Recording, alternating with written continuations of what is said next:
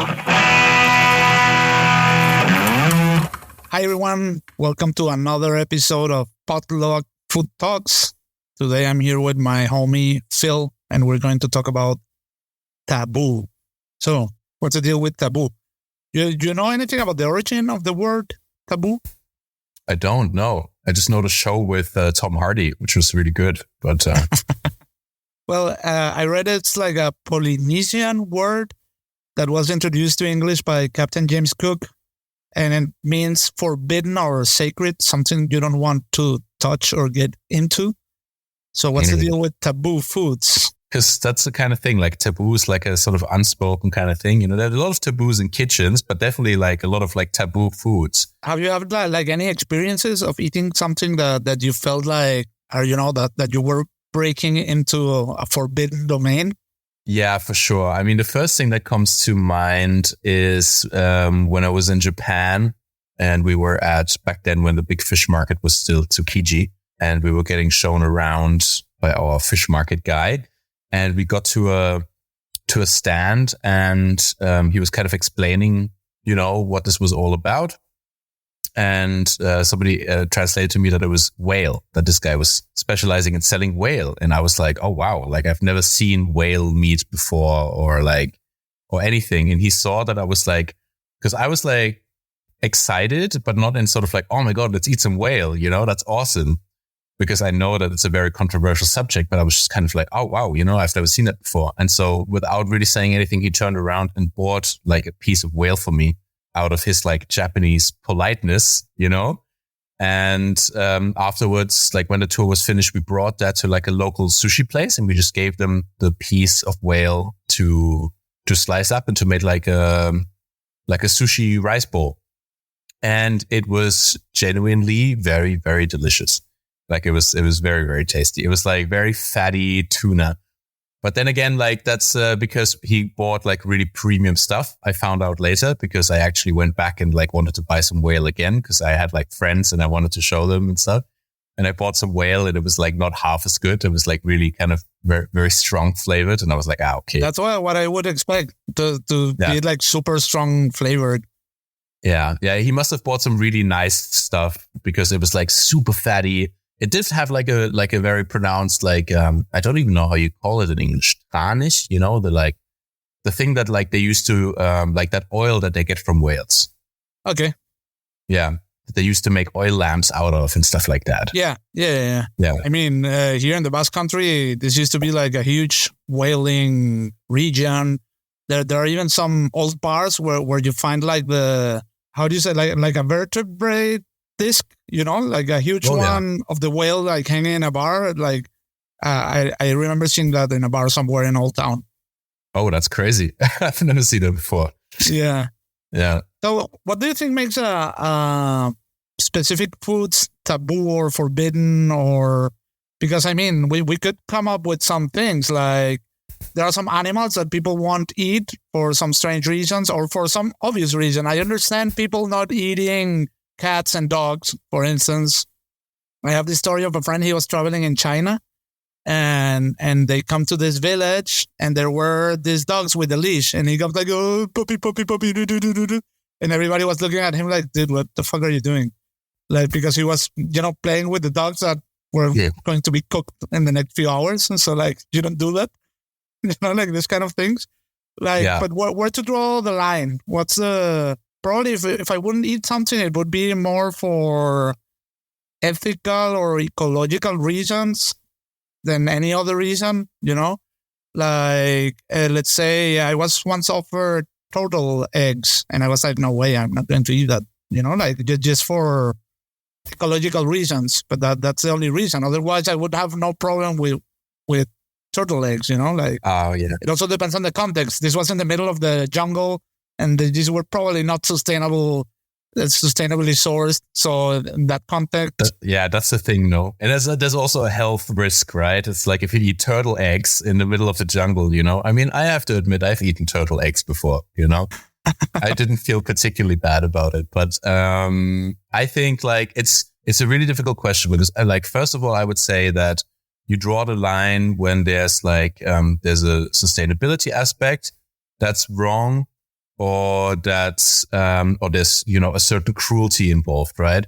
Or when it just kind of like it goes against your, your feeling, right? But this is such a difficult topic because it's 100% culturally learned, right? So, for example, in Western culture, we find the idea of eating insects like really repulsive, right? While there are vast amounts of people and loads of countries where eating insects is completely normal. And it's very, very interesting because I always thought the comparison between stuff like, for example, a grasshopper, right? Grasshopper, kind of like if you tell anybody here, like in Europe, to eat a grasshopper, they'd be like, oh no, why? That's disgusting. I'm kind of like, what makes a grasshopper different than a shrimp? Yeah, they're quite similar, actually. Yeah. They're super similar. And I'm like, look, grasshoppers, super sustainable. They're like 10 times more sustainable to farm than cattle, than beef. They provide a huge amount of protein. Like they are like very flavorless. It's not like they have a bad flavor or anything. They're just they're kind of like tofu doesn't have a very strong flavor. It has a soybean flavor, as grasshoppers have a grasshopper flavor, right? But like, they're not like, it's not like they taste bad. So it's just a learned habit. It's cultural. Yeah, for sure. Like I've seen hundreds of surveys of the perception of insects, specifically in Spain. And Spaniards won't eat insects, no matter if you make it into like a paste and make a mayonnaise out of it. So you don't see the insect anymore. It's just the base protein for that emulsion. Anyway, if they know there are crickets inside, they won't have it. Yeah. And I was actually looking into what are the origins of disgust, because usually these things, if you don't eat it, it's because you perceive them as disgusting. And most of the time, disgust comes from a relationship between what you're seeing and death, actually. Like if you see something that you associate with death, it could be poison, it could be, or things that don't usually go together, like, I don't know, pedophilia or this act that really disgusting, things that don't go together or that are related to death are the origins of forbidden foods. Like insects in Europe, probably at some point people died because they were eating insects. Probably pork and Jewish, Muslim, and even some Christian traditions is forbidden. And if I remember, it really impressed me when I was traveling in South America and getting to know different indigenous cultures, and most of them don't eat mushrooms. And it's probably because of the same reason, because there wasn't a culture of eating mushrooms. The Homo sapiens arrived to America around 15,000 years ago. So there probably hasn't been as much learning time to develop like a mushroom eating culture as it has been in Europe, for example, or Asia for that matter. But for me, that's really interesting. Why it's very unusual to find traditional mushroom eating cultures, at least in the Amazonian, for instance. That is really interesting. And I think it makes like total sense, like it makes total sense. Like it's like a very natural evolution, and then also, like apart from that aspect, like the survival aspect, also just the sort of habit of things, like it makes me kind of think of, Japan and dairy, like if you present nowadays it's different because there's a more sort of international appreciation for things that are outside of your culture. But, cheese used to be like a really like horrible idea to a lot of Japanese people, because they don't come, like there's not a big dairy culture in Japan. Yeah. It's like rotten curded milk. Like why would you eat that? And even if you add some green fungus to it, like in blue cheese, why would you eat that? Absolutely, yeah. And then if you step a little bit out of your view, out of your perception, like for example, in my case, like a European person, it's kind of like, well, cheese is delicious, but if you step out of it and you look at it, what it is, you're like, yeah, like I can see how that's actually like a really weird thing. And that's why it's kind of like, why do I look at a shrimp and think it's delicious? Like it looks delicious, even when it's raw, because I grew up with it and I have this like ingrained in me that it's delicious because I've experienced it being delicious. as somebody from Thailand might look at a grasshopper and be like, oh, this looks delicious because he's used to eating it roasted up with loads of lemongrass and galangal and chili, like that's fucking delicious, And yeah, it's important I think it's super important to step out of like your point of view and look at these things for what they are. But then again, there's some foods where it's kind of like, I don't know how far I need to step out of my... Which ones, for instance? Well, like there's this thing, in Asia, it's like super viral, where people eat like live octopus or like live fish, Yeah, I've heard about that you feel like the suction cups of the octopus sticking to your tongue while you eat it. I think, I believe that there's two types of these dishes. One is where you have a raw fish that's actually dead, and then you add like lime juice and lemon, and it just makes the tentacles contract because the fish is so fresh. And then I think there's the ones where they actually keep it alive, which I think is really messed up. Well, you want me to get into forbidden domains of food and go into the really dark side of food? Of course, that's what we're here for. So I was dating this nurse, and she worked like in emergency rooms, which is actually where you get to see the worst of society and the dumbest people arriving there for whatever reason. So like internally, like in their locker room talk, they had like what they called the Darwin Awards, which was like for people who just died stupidly, natural selection, And there was like this one group of super smart people that bought live squid, like baby squids. And this guy ate the whole thing alive. So he ended up in the emergency room. She had to operate him, open his throat, everything full of ink, and and the guy died. And they called this was one of the winners of the Darwin Awards. But then they also had the Venus Awards, which is even more dark.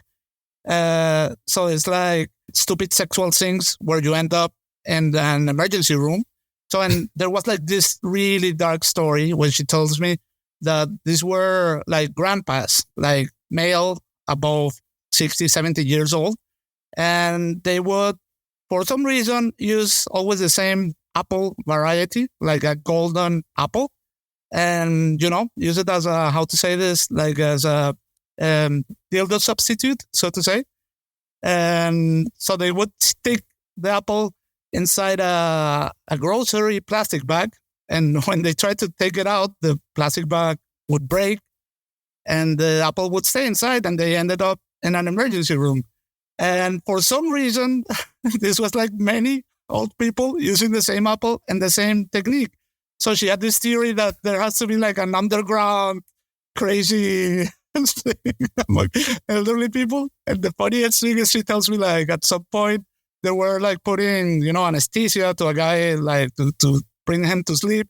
And he was like, oh, by the way, I was just walking in my orchard and I fell down. Please, mister, no need to explain. It's all good. What? That's crazy. Yeah. Well, if we were talking about taboo uses of food, does that fit into the topic? I think it still does, right? No, it does. I mean, like, why an apple? I wonder if there's like an apple-based, sex cult somewhere in the... Maybe. Yeah. I think that one of the most fucked up taboo foods, and I don't even know if that's real. I guess it is, but because it's in many movies, it's like this live monkey brain thing. Yeah, I mean, yeah,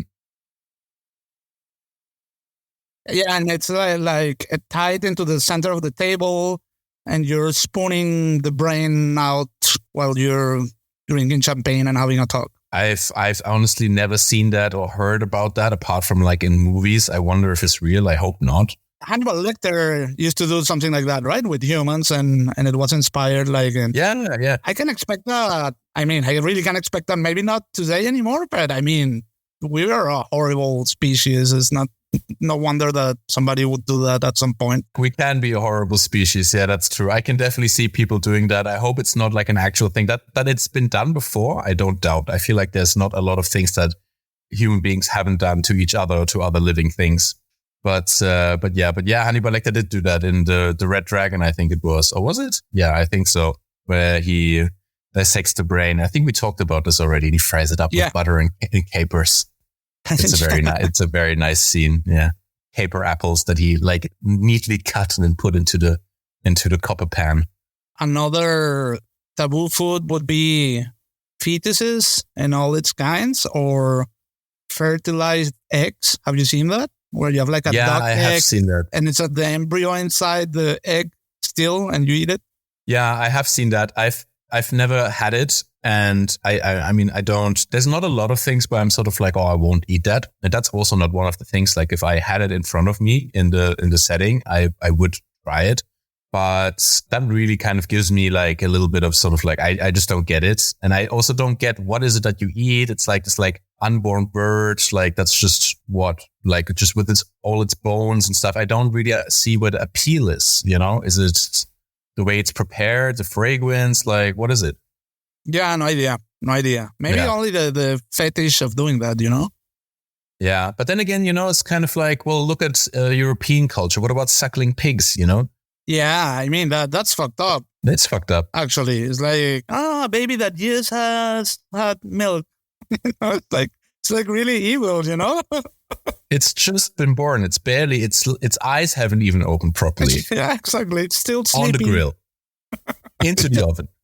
But to be fair, suckling pigs are really delicious, man. Yeah, man. Like, yeah. I hate that it's such a cruel thing, you know, because I don't work with suckling pigs. I don't cook suckling pigs. You know, I would never really like order a suckling pig for myself or like you know, like for use cooking it in a restaurant or something.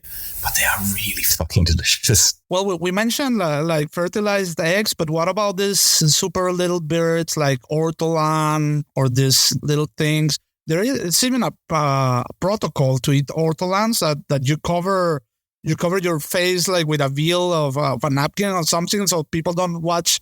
You put like the whole bird in your mouth just to suck the meat out, and then they take the whole skeleton out of your mouth. You know, like I don't know which bird you're talking about actually. Well, that's I remember one Anthony Bourdain's book. I think Raw or something about Raw is the title. That's the first episode. He tells about this, and yeah, it's even in France. It's like a taboo thing where you need to know someone to get to eat this bird. But I mean, like hunting birds in general, like the really little ones. For a lot of people, that's like a big deal to eat that.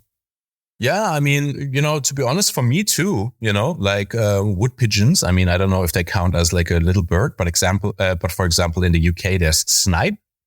Mm-hmm. Which I'm sure you've seen before, the ones with the really long beak.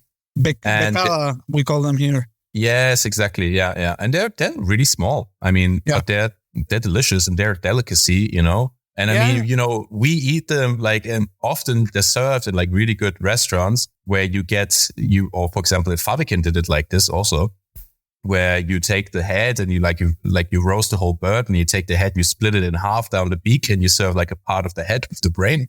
Yeah, I just had that just a few days ago, and the Wakan and Kuala Lumpur, we had a pigeon as one of the courses, and they would serve the whole head. Yeah.